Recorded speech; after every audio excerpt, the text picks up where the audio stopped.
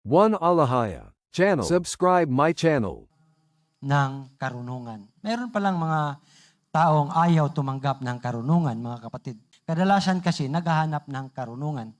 Pero iba po ang karunungan na nandito po sa mundo at iba din po ang karunungan na galing po sa ating abayahawa. Dapat po natin tandaan, mga kapatid. Hindi sapat na marami tayong alam. Ang karunungan ay nakikita sa kung paano tayo tumanggap ng payo. Kung paano tayo magsalita. Kung paano natin pinipigilan ang ating salita at kung paano tayo nagtatrabaho, mga kapatid. Diyan po makikita ang karunungan. Meron po tayong 4 na punto. Ang marunong na anak ay nakikinig sa payo. Yan po yung number 1.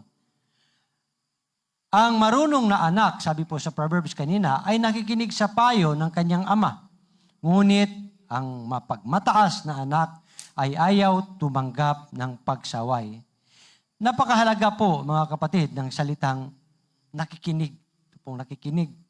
May mga taong gustong makarinig ng mga magagandang salita. Di ba? Halos lahat sa atin. Gustong makakarinig ng mga magagandang salita, mga papuri. Pero ayaw makarinig ng pagsaway o hindi gustong makarinig ng pagsaway. Kapag sinabi nating magaling ka, saya ang ating puso, mga kapatid. Tayo po ay ginaganahan. Pero kapag may nagsabi, mali ang ginagawa mo, kailangan mong itama. Minsan, or kadalasan, nagagalit ang sinasaway. Mga kapatid, totoo yan. Ayaw magpatuwid. Pero, tandaan natin, ang pagsaway na may mabuting layunin ay hindi kaaway, mga kapatid, or hindi masama. Ito ay karunungan na mula po sa ating dakilang abayahawa. Ang isang ama or ina, guro, nakakatanda, o taong tunay na nagmamalasakit sa atin, ay maaaring makakita ng bagay na hindi natin nakikita sa ating sarili. Kaya, minsan kailangan nating sabihin, baka may kailangan akong baguhin or may kailangan akong matutunan dito, mga kapatid. Dahil hindi natin nakikita ang ating sariling pagkakamali. Ang nakakakita po niyan, mga kapatid, ang mga taong nakapaligid sa atin. Kaya kung mayroon man po silang pagsaway, titingnan po natin baka may matutunan ka po doon or may makikita ka po doon na dapat mong baguhin ang iyong sarili. Hindi ibig sabihin, mga kapatid, na lahat ng payo ay tama. Kailangan pa rin nating suriin ang payo ayon sa kalooban o ayon po sa itinuturo ng ating dakilang abayahawa, ayon po sa kanyang kautusan. Ngunit ang taong marunong ay hindi agad nagmamatigas kapag siya ay tinutuwid. Yun po ang ibig sabihin. Ang aral po na makukuha natin dito, kapag may taong nagbigay sa iyo ng payo o sumaway sa iyo, mga kapatid, huwag agad magalit. Makinig muna, pag-isipan, suriin, baka ang pagsaway na ayaw mong marinig ay siyang makapagligtas sa iyo sa malaking pagkakamali. Yun po ang ibig sabihin sa verse 1. Ngayon, punta po tayo sa verse 2. Malaking bagay ang ating mga salita. Sabi sa verse 2, ang tao ay maaaring makakuha ng mabubuting bagay dahil sa kanyang mga salita. Napakalaki po ng epekto ng ating bibig, mga kapatid. Sa pamamagitan ng ating salita, maaari tayong magpalakas ng loob ng isang tao, di ba? Sa mga tao na napanghinaan, sa mga taong wala ng pag-asa, maaari nating mapalakas ang kanilang loob sa pamamagitan ng ating magagandang salita, lalo na kapag ito ay hango sa salita ng ating dakilang abayahawa. Maaari nating sabihin sa isang taong pinanghinaan ng loob, kaya mo yan. Huwag kang susuko. Nandyan ang ating dakilang abayahawa, laging nakatunghay sa atin. Laging tumutulong sa atin. Maaari din nating sabihin, nandito kami, ang iyong mga kaibigan, iyong mga kapatid, na handa pong tumulong sa iyo. Minsan, ilang salita lamang ang kailangan upang mapasigla ang isang taong halos sumuko na sa buhay, mga kapatid. Pero kapag hindi nabantayan ang salita, ang salita rin ay maaaring makasakit sa ating kapatid, sa ating kapwa. Isang salita na sinabi natin dahil sa galit ay maaaring tumatak sa isip ng isang kapatid natin.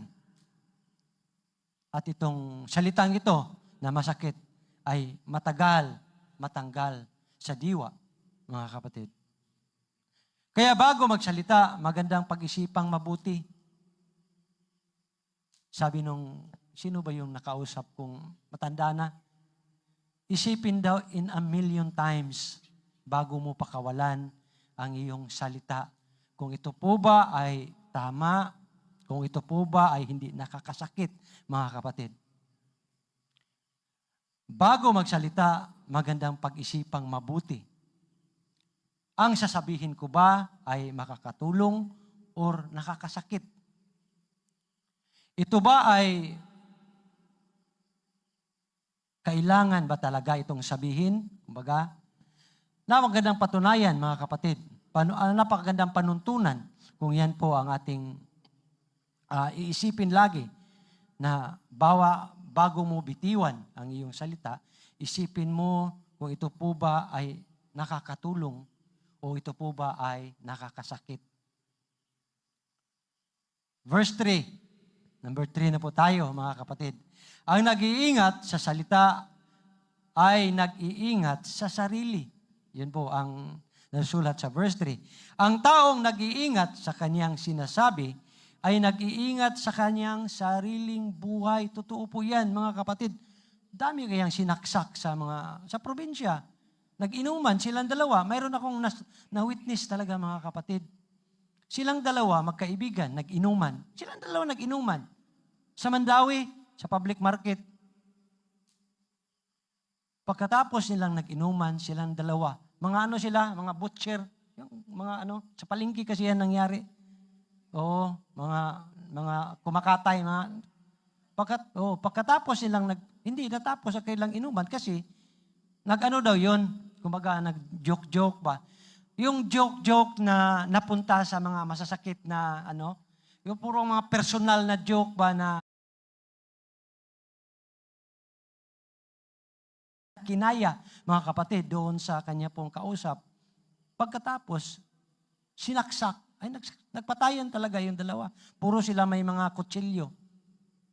Kaya, tama ang sinabi sa Proverbs,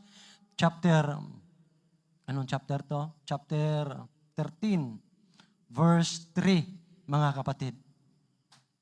Sabi sa verse 3, ang taong nag-iingat sa kanyang sinasabi ay nag-iingat sa kanyang sariling buhay. Tumpak. Tama po, mga kapatid. Minsan, ang nagbigay sa atin ng problema, hindi dahil sa ginawa natin, kundi dahil sa sinabi natin. Dahil doon sa lumabas sa ating bibig. May mga problema sa pamilya na nagsimula sa isang salita. Maraming, mga kapatid. Maraming ganyan. May pagkakaibigan na nasira dahil sa isang salita. May away na nagsimula dahil sa isang salita. May tiwala na nawala dahil sa isang salita. Lahat po yan ay nangyari, mga kapatid. Kaya kailangan nating matutong mag-isip bago magsalita. Isipin muna nating mabuti, mga kapatid. Hindi lahat ng nasa isip natin ay kailangang sabihin. Totoo po yan. Hindi. To be continued. Thank you for watching. Be blessed. Shalom.